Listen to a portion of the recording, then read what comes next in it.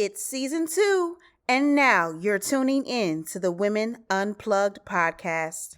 Hey plugs! It feels so good to be back for another season. Okay, that is season 2 of Women Unplugged podcast. Can't believe it.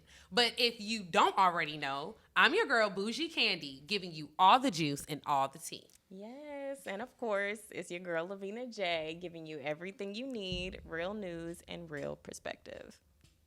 Oh my gosh, this season we are bringing you all some new heat. We have some ladies on the scene, and we can't wait for you guys to get to meet these ladies, can we? Okay, y'all, go ahead and introduce yourself. Thank you, ladies. It's your Flygirl EB, just giving a little bit of lifestyle and a lot of fashion. Okay.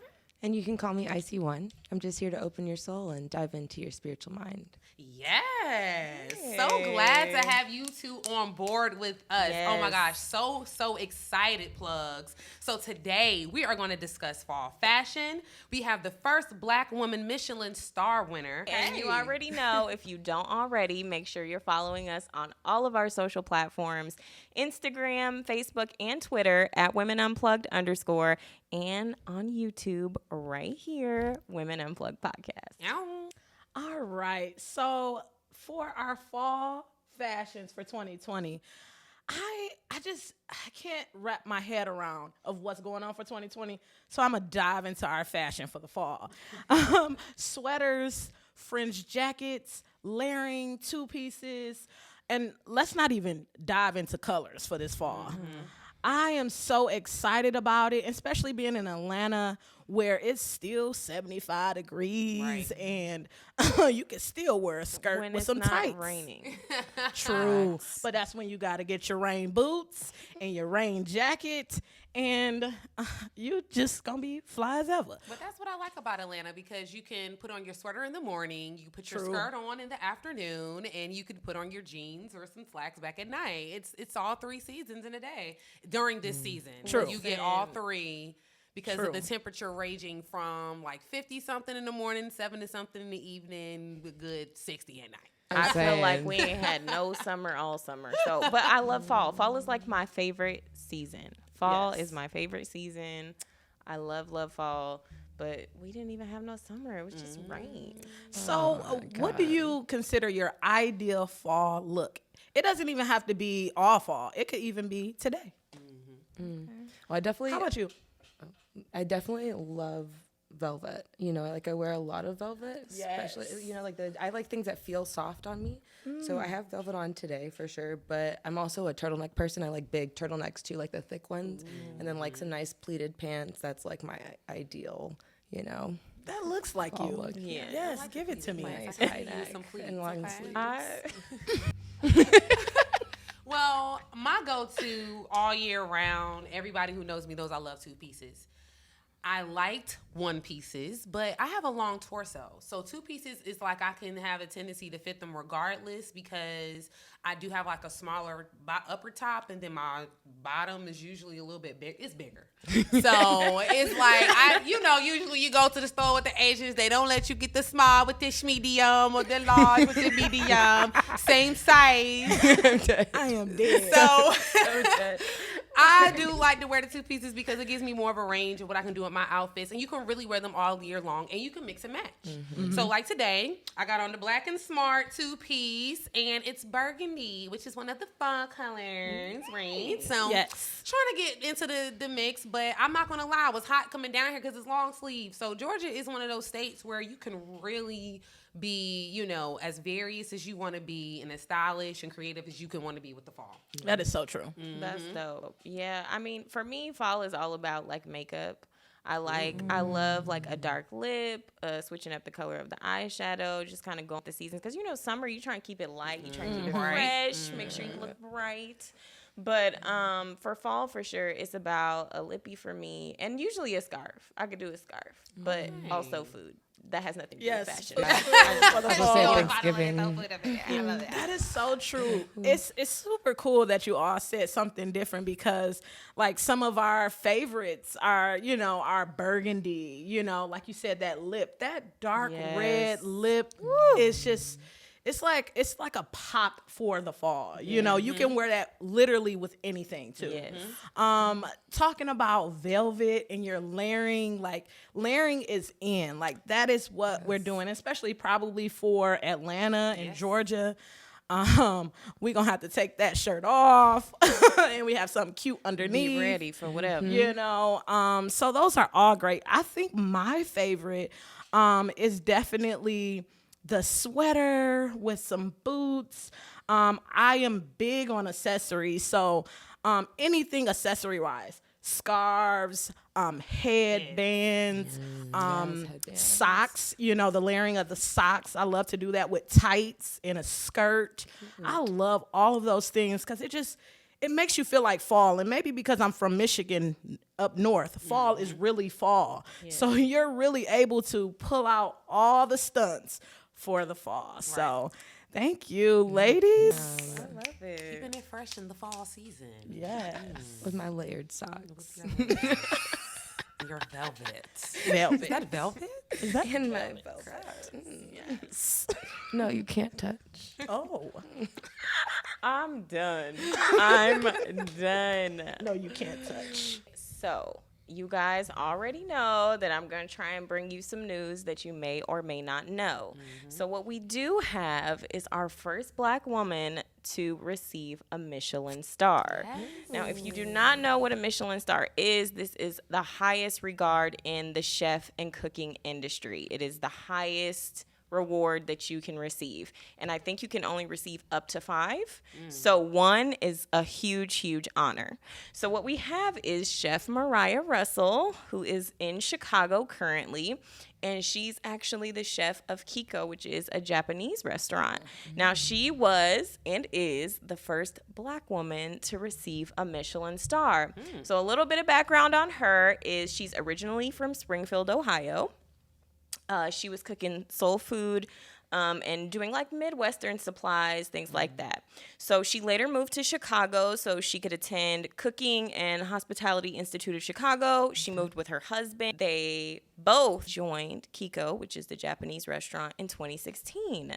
Now, of course, in an interview with the Michelin Guide, this is a quote from Chef Russell. She said, "Thinking about being the only Black woman doing this is really still very much so blowing my mind.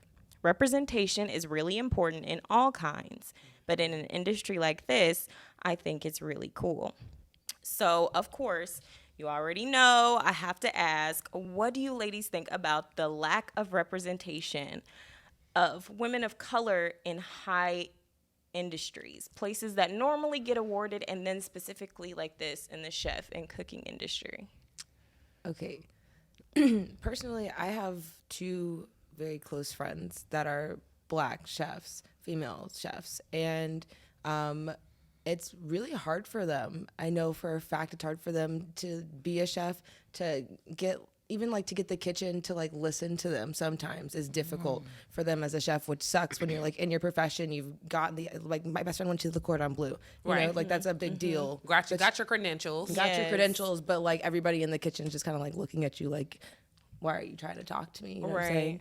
Yeah, my other sister, she's very short too, so it's like hard for people anyways to like look up, you know, because she's like 5'2", so a little tiny little voice. You're like, why are you yelling at me in the kitchen? Is one of those situations where you got to like yell and stuff. So yeah, I think it's not fair because it's a lot harder, I think, for female chefs. I know a lot of male chefs as well. I love good food. So if you tell me that you're a chef, I got your phone number, your email, your address. Like, we're hanging out, period. We got it. And period. We're hanging out if you're a chef. Yes, for sure. But yeah, I know for a fact it's a lot harder for the females that I know, and especially the Black females. It's just not right. Yeah. That's crazy. I do not have like any female friends who are chefs, but I do have like a roommate who I think I've mentioned before has she's like a aviation mechanic, which is a male dominated industry. And she has given me stories. She was also in the military, which is another male dominated industry.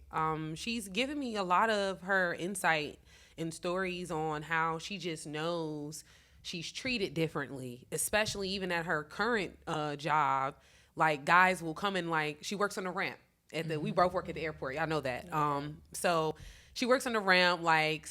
She had been there for a few weeks, but with COVID, some people got laid off, some people came back. In her particular department, someone had came back a little bit after she did, and they had never worked with her before. So this guy, she told me how he just kept running over there every other moment that she had to fuel up the plane or do something that he felt like was so labor intensive for a female. He's running across the ramp to help her when no one else is doing it. She's like, yo, so I'm just going to let you do this every time and just go in the break room since you're going to come over here and do this every time. Right. And he was like, all right, well, you got it.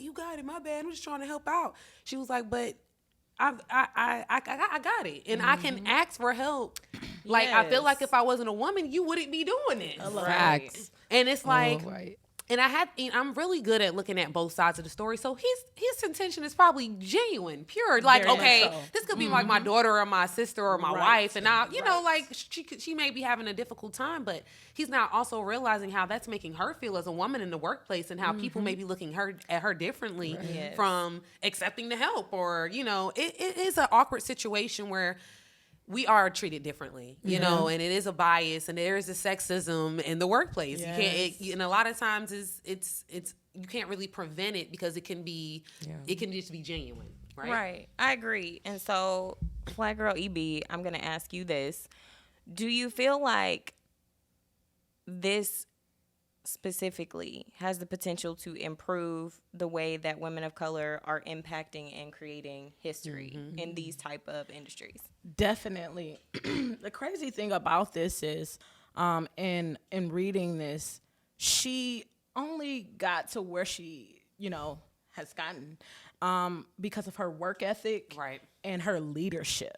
Yeah. She spoke on, just the simple fact that it wasn't because she was Black, and I think sometimes we get confused about that, about Black, white, whatever it may be. But because she didn't look at that, she just continued to work hard. She continued to be on top of her game with her knowledge with food.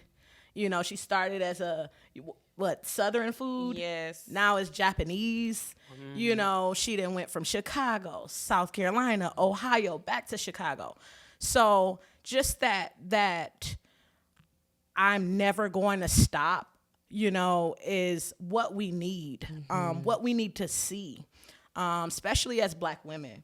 I think a lot of times people aren't successful because we give up, we stop. Yeah.